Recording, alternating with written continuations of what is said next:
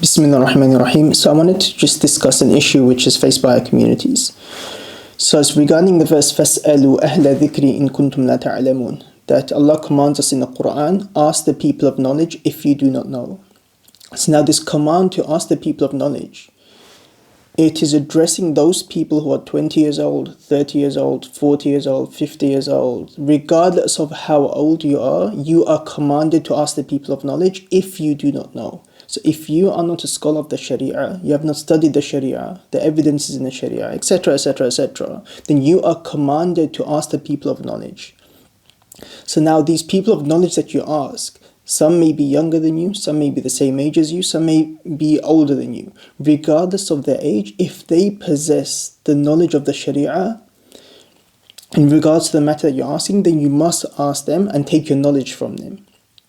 Sometimes what happens is, for example, I'm asked a question regarding a certain issue in the Sharia. So I give my answer based upon the Quran and the Sunnah and the jurists of the past. So I give my answer.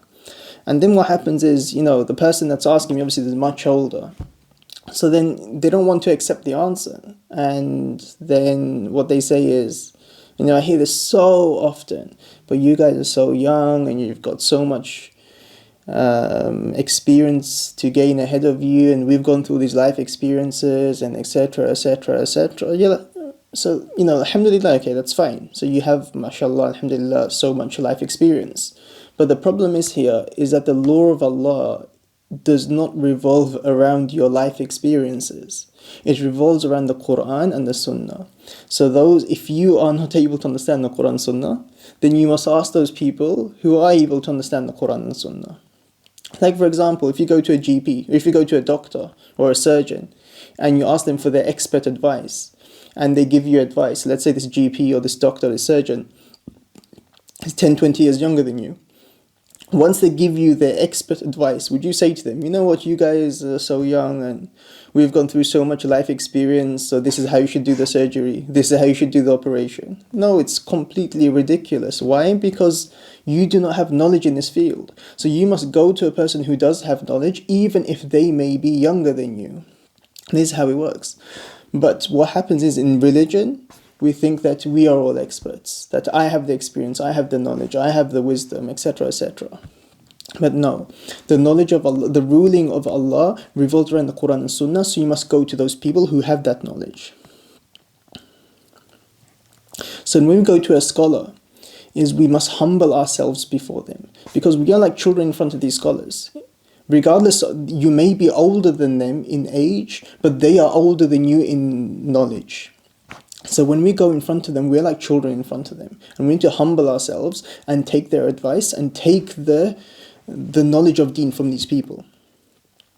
Unless, of course, you have, let's say, another ruling from a different scholar. Let's say you've asked someone else and you trust that scholar more, and you have more reliability on that scholar's knowledge, then that's fine. Then you can not take this scholar's advice and take this scholar's advice. But what you can't do is, when you go to a scholar, he gives you the ruling and you think to yourself, you know what, but I think this, but I think this. Because of my life experience, no, this is how it should be. No, you can't do that. You must follow a scholar if you are not from amongst the people of knowledge. So now, you being older or having more wisdom or having more life experience does not make you greater than the scholars. In Islam, it's our knowledge and our piety which makes us superior.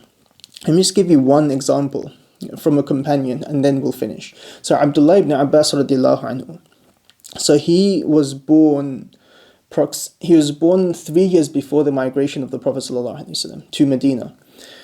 So he was around 13 years old when the Prophet passed away. So imagine how young he was, 13 years old, when the Prophet passed away. And even in his, in his childhood, he would go to the Prophet ﷺ and he would learn as much as he could. So afterwards, Abdullah ibn Abbas, he had this friend, this Ansari friend from the Ansar. And he said to him that, let's go and study Islamic knowledge. Let's go study hadith. And, we'll become great scholars. So his friend said to them, all these eminent companions are still alive. Who's going to go to you to gain knowledge? So he thought, this friend is not good for me, and he left him. So Abdullah ibn Abbas, he started studying hadith. And just a side point, the way he would study hadith and knowledge is he'd go to his teacher, he'd go to a person's house who he knew that that person had the knowledge of hadith, and he would, instead of knocking on his door, he would sit and wait outside his house, even if it meant for hours. And he'd sit there covered in dust and sand. And once the person comes out of his house, he'd realize that Abdullah ibn Abbas, the cousin of the Prophet ﷺ, is sitting outside his house, waiting to gain knowledge from him. So he didn't want to knock on the door to disturb this person. This is the adab that he would approach knowledge with. But anyway, so he became known as Al-Bahr, the ocean. People refer to him as the Habrul Ummah, the scholar of the Ummah. And the greatest companions, they acknowledged his scholarship. And people would say that I have left the companion of these great Sahaba to adopt the companionship of this boy. Tawus would say that I have seen 70 companions differing regarding a issue in religion. And then they would turn to Abdullah ibn Abbas for his verdict. Imagine such a young child, 70 companions, Sahaba, turning to a child or a young person for his verdict on religion. Umar radiallahu anhu was known to ask Abdullah ibn Abbas in difficult situations for his verdict. And many people would say, I have not seen anyone more knowledgeable in hadith, the verdicts of Abu Bakr, Umar and Uthman, than Abdullah ibn Abbas. It's one incident. The Umar radiallahu anhu, he would bring Abdullah ibn Abbas while he was a Khalifa, to his shura, to the council. When we decide affairs, he would bring him to the meeting. So, obviously the council consists of many old companions, senior companions. So we bring this very young person to the meetings. So naturally they started saying things that, why is Umar bringing this, child, this boy, to our meetings? Meetings of the senior companions. So Umar, obviously he had his reasons. So he wanted to show them why. So Umar, he asked them for the tafsir of the verse إِذَا جَاءَ نَصْرُ اللَّهِ وَالْفَتْحِ.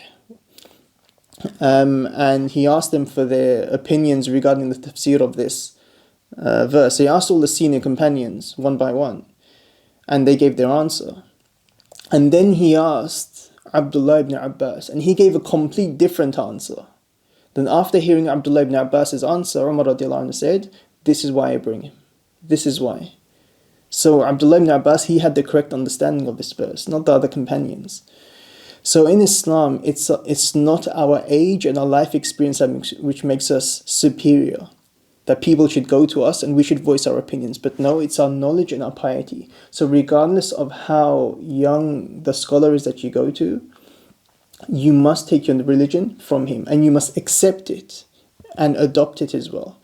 And by diminishing our own egos, by diminishing our own egos, we must accept the judgment of the scholars, regardless of how old they are. Allah subhanahu wa ta'ala give us the ability to understand.